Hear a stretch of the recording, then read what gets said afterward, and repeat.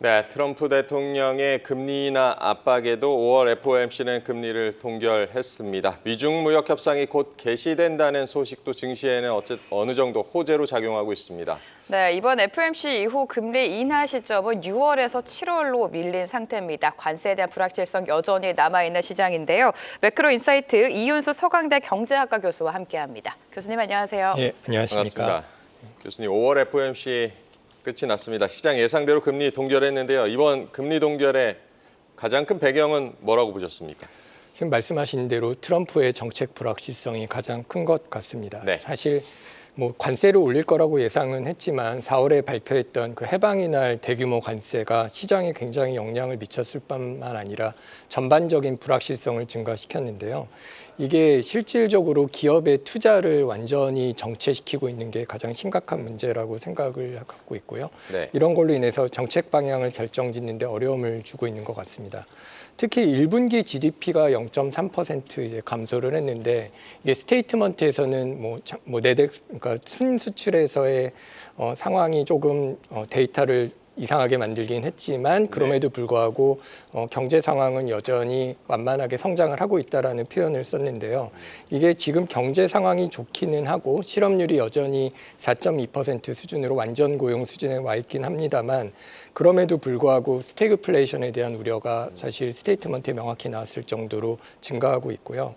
그래서 현재 금리 수준이 적절하다고는 얘기는 합니다. 네. 작년에 비해서 1%포인트, 100베이시스 포인트 내려온 상황이기 때문에 네. 어느 정도 경제 지표가 어떻게 나올 것인지에 대해서 방향성을 좀 더 기다리는 것을 기다릴 거라고 얘기를 했고요. 그러는 시장은 얼마나 연준 의장만큼 인내를 가지고 봐야 할지 좀 더 기다려야 되는 상황이 된 것 같습니다. 네.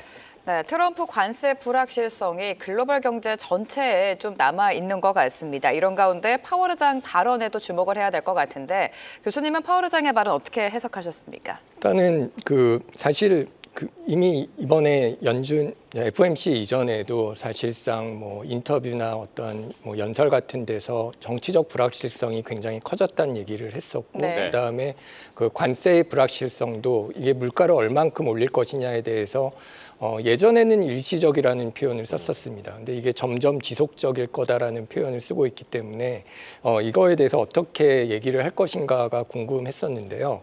근데 단순히 여기에 대해서 물론 그 기자회견에서 여러 번 언급을 했을 뿐만 아니라 그 성명서에 변화가 있었다는 사실에 좀 주목을 할 필요가 있을 것 같습니다. 성명서에 보면은 아까 말씀드렸던 그 순수출에 대한 데이터 외에도 실업률이 더 높아질 위험과 물가 상승률이 더 높아질 가능성이 둘 다 모두 올라갔다라는 표현을 썼는데요. 이런 측면에서는 아까 말씀드렸던 스태그플레이션에 대한 우려를 실질적으로 연준이 성명서에서까지 표시를 할 정도로 어떤 우려가 좀 높아진 것이 아닌가라는 걱정을 해야 되고요. 이게 우리가 관세가 영향을 미칠 것이다라는 것에 대해서는 잘 알고 있습니다. 근데 이게 물가가 올라갈 것이라는 것도 잘 알고 있는데 이게 문제는 얼마나 지속적으로 올라갈 것이라고 생각을 합니다. 이게 물가가 올라가는 게 지속적으로 일어날 경우에는 연준이 경제가 나빠지면 특히 실업률이 악화되면은 금리를 내릴 거라는 것에 대해서는 예측을 하고 있는데 네. 연준이 금리를 빠르게 내릴 수 있게 하기 위해서는 그 물가 상승이 지속적이라기보다는 일시적이라는 확신이 어느 정도 필요한데 이 트럼프의 관세가 물가를 올리는 수준이 앞으로 물가 상승률을 자극시킬 뿐만 아니라 이게 지속적으로 물가 상승률을 높인다라는 상황에서는 경제가 나빠지는 상황에서도 금리를 낮추는 게 쉽지 않을 수 있다라는 가능성이 있다라는 점에서 주의 깊게 봐야 될 것 같습니다. 네, 연준이 신중한 모드를 이어가고 있고 관세 영향이 아직은 물가에 본격 반영되지 않은 상황이라고 봐야겠고요. 일단 상호관세 유예 같은 경우는 7월 초까지는 이어질 텐데 그 이후에 이제 연준이 목표로 하는 2% 물가 목표가 지켜질 수 있을까요? 어떻게 보십니까? 그게 말씀드린 것과 같이 이게 물가 상승률이 지속적일 것이냐 아닐 것이냐에 대해서 관심을 가져야 되는 부분이라고 생각을 하는데요. 네. 일단 잘 아시다시피 관세가 올라가면 직접적으로 물가 상승을 자극을 합니다. 그럼 이게 그 나라의 물가뿐만 아니라 전반적으로 물가를 전이시킵니다.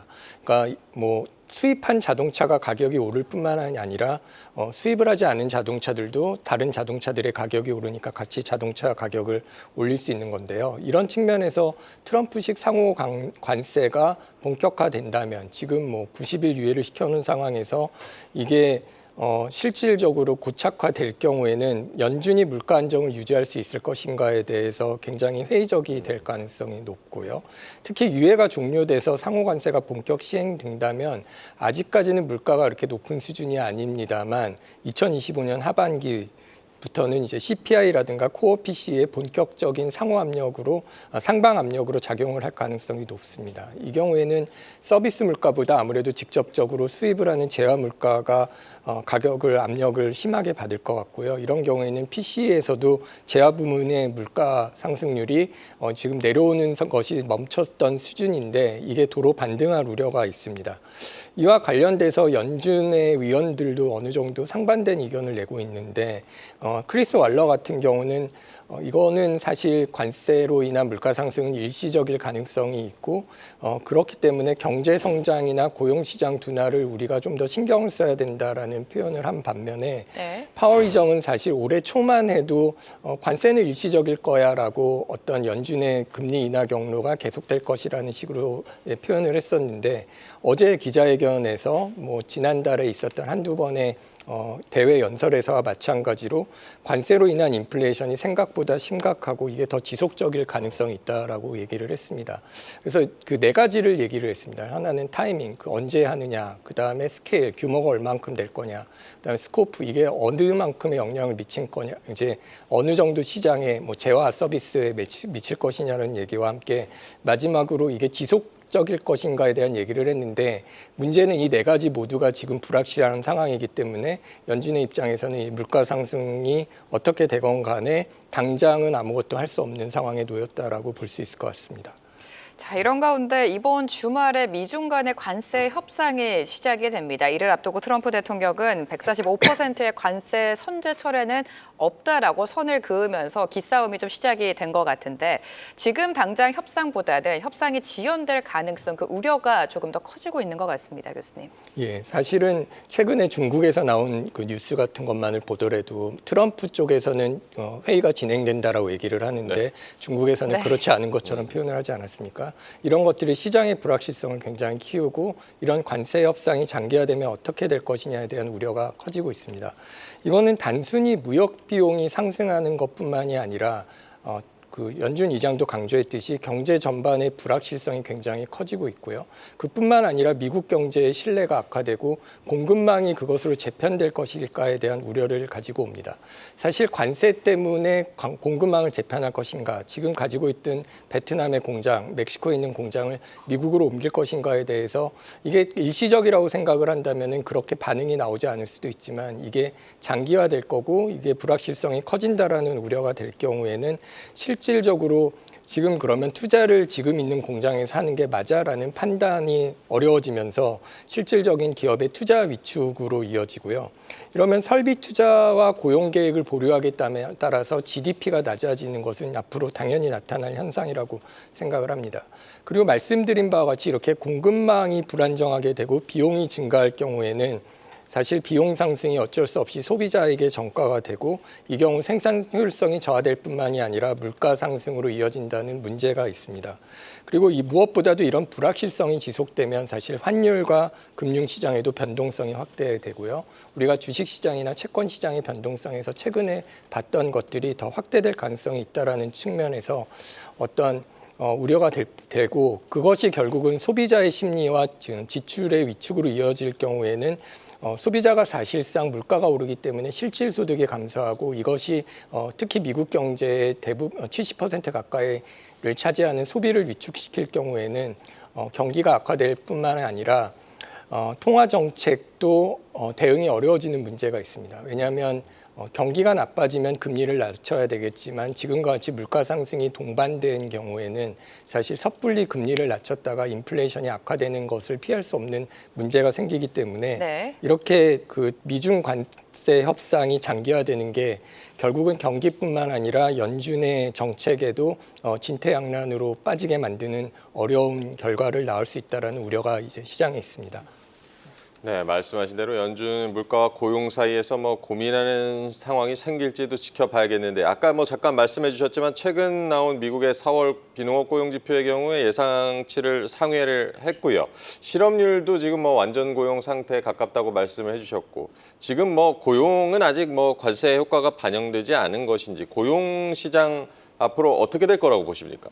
예, 지난 몇 년 동안에 정말 가장 놀라운 것 중에 하나가 미국의 고용 시장이라고 생각을 하는데요. 네. 이게 뭐 나빠질 거야라는 생각을 하다가 한 번 정도 데이터가 안 좋은 적은 있었지만 네. 그 다음에 늘 회복해서 미국의 고용 시장이 굉장히 강건하다라는 것을 꾸준히 보여줬습니다. 네. 그 4월 미국 비농업 고용 지표도 사실 연방 공무원들을 대량 해고를 했기 때문에 당연히 나빠질 거다라고 예측을 했음에도 불구하고 예상보다 양호한 17만 7천 개의 일자리가 증가를 했는데요.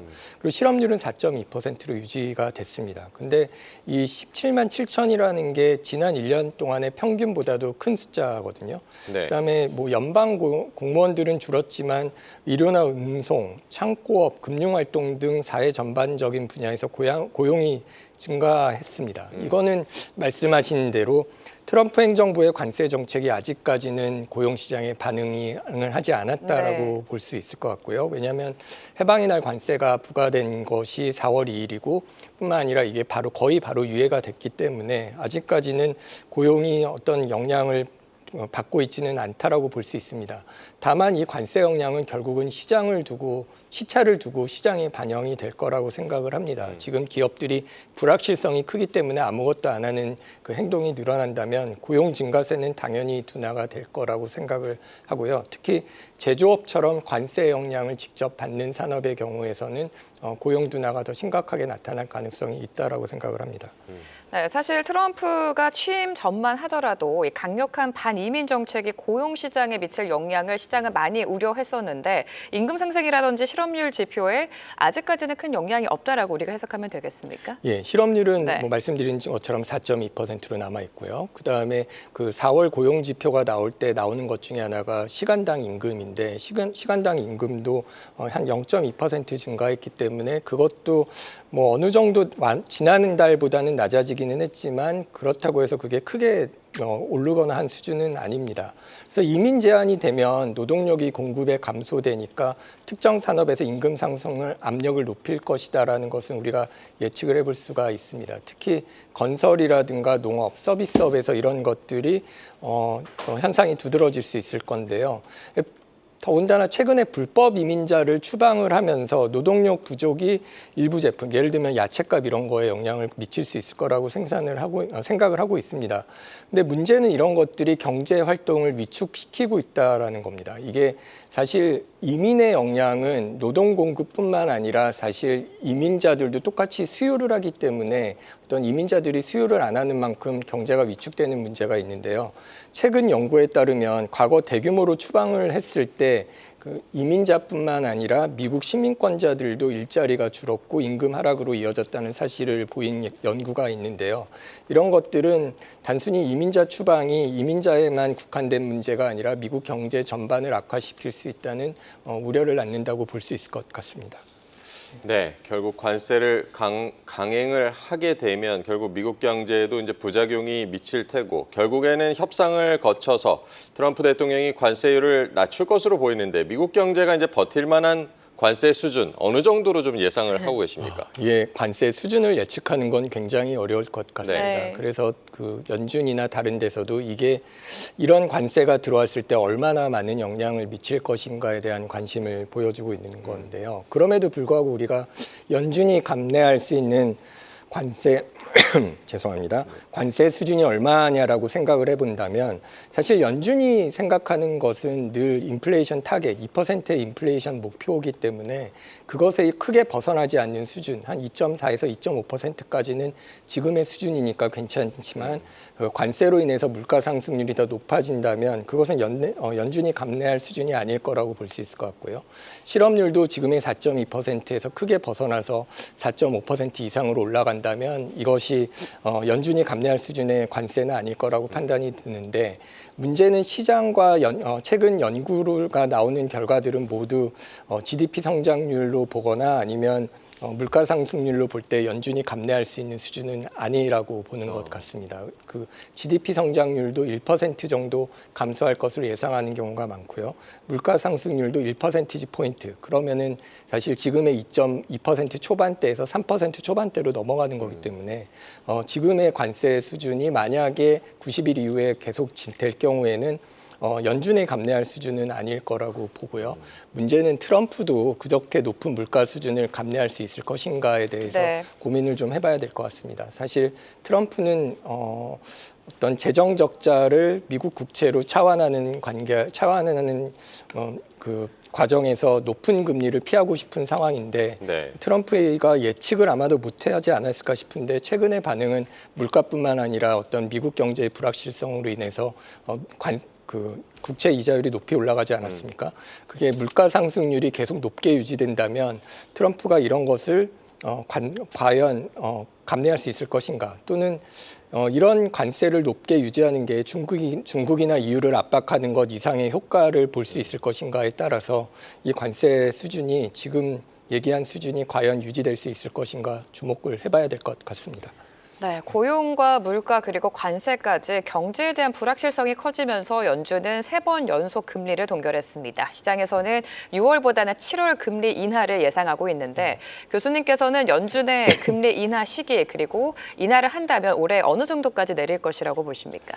예, 사실 이 예측이라는 게 쉽지가 않은 네. 게 지금까지 우리가 예측이 얼마나 잘 맞았느냐에 대해서 확실하게 말씀드릴 수 있는 거는 그게 늘 늦춰져 왔다는 것 같습니다. 네. 사실 지난달만 해도 6월에는 내리지 않을 것이라는 예측을 했었고 그 CME 페드 와치에서도 6월에 내릴 가능성이 굉장히 높았었는데 어제 날짜 이제 오늘 연준에서의 기자회견이 끝나고 6월에는 거의 동결하는 게 네. 확실시 되고 있고 이게 7월로 넘어갔습니다. 사실 대부분의 경제학자들은 노동시장의 악화가 충분하게 이루어진다면 그러니까 실업률이 올라가거나 아니면 그 고용 창출이 눈에 띄게 나빠진다면 금리가 따로 떨어지겠지만 그런 일이 지금 가시화되지 않는 상황에서는 여름까지 금리 인하가 없을 것으로 일단 예측을 합니다. 결과적으로 7월쯤 되면은 공화당의 관세 정책이나 어떤 관세 유예가 어느 정도 영향을 미칠 것인가가 시간적으로 좀 확실해질 시기고 그 경우에는 7월 정도가 되면은 금리가 뭐 낮춰질 가능성이 있을 수도 있지만 그것이 더 늦춰질 가능성은 늘 있는 것 같고요. 심지어 일부 IB는 올해 금리 인하가 전혀 없을 것이라고 예측하는 네. 경우도 나오고 있는 것 같습니다. 이게 관세의 불확실성이 예상보다 크다라는 게 하나고요. 그리고 경기가 나빠지더라도 물가 상승률이 지나치게 높게 유지된다라고 하면은 물가와 고용 중에 어떤 걸 우선시 둘 것이냐 이것도 사실 기자회견에서 여러 번 나왔던 질문인데 뭐 아직까지는 모르겠다가 답이었습니다. 근데 둘 중에 고용이 어느 정도 나빠지더라도 물가 상승이 심각할 경우에는 금리 인하는 늦춰질 가능성이 높기 때문에 올해까지 1회나 2회 정도가 일반적으로 예측을 하는 것 같고 1회나 아니면 아예 없는 시나리오도 시장에서는 배제하지 않고 있는 것 같습니다. 네, 금리 인하 전망도 워낙 지금 엇갈리고 있어서 그때그때 이제 좀 가봐야 알 것 같기도 하고요. 앞서 이제 관세 부과에 따른 물가와 고용 시장 이야기를 주로 했는데 앞으로 이제 연준의 금리 결정에 영향을 미칠 또 다른 변수들 어떤 것들 좀 보고 계십니까? 일단은 그 소비와 관련돼서 주택 시장을 뽑아볼 수 있을 것 같습니다. 네. 사실 이자가 굉장히 높은 상황이라서 우리가 금리가 1%포인트 내려오기는 했지만 지금 그 모기지 금리가 주택담보대출 금리가 6%를 넘는 수준이기 때문에 네. 반면에 집값은 올라가 있는 상황에서 주택 구입 감당을 할 수 있는 능력을 보는 지표가 있습니다. 이게 중위주택을 살 때 몰기지를 얼마나 내는가와 가계소득과를 비교하는 수치인데요. 이게 2000년대 중반 주택 버블 이후에 최악의 수준으로 올라와 있습니다. 사실 일반인들이 집을 사기가 굉장히 힘들다라고 볼 수 있는 건데요. 일부는 이 주택 시장에는 이미 스태그플레이션이 와 있다라는 얘기를 합니다. 이게 주택 가격은 굉장히 높고 거래량은 많이 떨어져 있기 때문인데 주택이라는 것이 사실 우리나라에서도 부동산이 어떤 자산 형성이나 주거 안정에서 중요한 것처럼 미국의 소비자들에게도 되게 중요한 문제인데 이것이 결국은 소비 지출로 이어질 경우에는 어떤 경기 부양의 필요성이 더 올라갈 거라고 생각을 하고요. 다만 스태그플레이션 우려가 남아있기 때문에 연준의 딜레마는 계속될 것 같다라는 걱정이 있고요. 그럼에도 불구하고 금리를 빨리 내려야 될 필요성이 올 가능성이 있다면 이게 가능성이 높지는 않지만 금융시장에 어떤 스트레스가 나타나는 가능성인데 회사채 시장이나 하이힐드, 부동산 관련 섹터에서 신용 스프레드가 확대된다면 시장 불안의 조기 신호로 생각을 하고 금리를 낮출 가능성이 있지만 이거는 사실 저희가 바라는 시나리오는 아니라고 생각을 합니다. 이게 실물 경제뿐만 아니라 금융시장이 나빠져서 연준이 대응을 하는 거는 저희가 금리 인하보다 그 금리 인하를 가지고 온 상황에 더 주목을 해야 될 상황이기 때문에 저희가 바라고 있는 시나리오는 아니지만 최근과 같은 불확실성이 큰 상황에서는 주목해야 될 부분이라고 생각을 합니다. 네, 사실 작년에 시장이 기대했던 거에 비하면 연준의 금리 인하 시기가 좀 계속해서 늦춰지고 있습니다. 앞서 말씀해 주신 것처럼 일부 IB는 올해 금리 인하가 없을 것이다 이렇게 예상하기도 하는데 트럼프 대통령은 파월 의장을 미스터 투 레이시라고 또 비난을 하기도 했습니다. 이렇게 고금리가 장기화된다면 부작용도 있을 텐데요, 교수님. 일단 말씀드린 것처럼 주택 구입이 점점 어려워지는 게 하나고요. 그리고 가계뿐만 아니라 기업도 부채가 굉장히 많습니다. 이런 이자 부담이 결과적으로 투자를 위축시키고 경기를 어렵게 하는 문제에 대해서 고민을 해봐야 될 것 같고요. 다만 그리고 그것보다도 더 심각한 거는 정부 재정 문제라고 생각을 합니다. 사실 저희가 연준의 금리에서 미국의 장기 국채 금리로 관심을 많이 가지고 간 것도 결국은 그게 시장 이자율일 뿐만 아니라 미국의 국채 이자 비용이 증가하는 상황에서 이 국채 이자 부담을 미국 정부가 과연 감당할 수 있을 것인가에 대한 이슈인데요.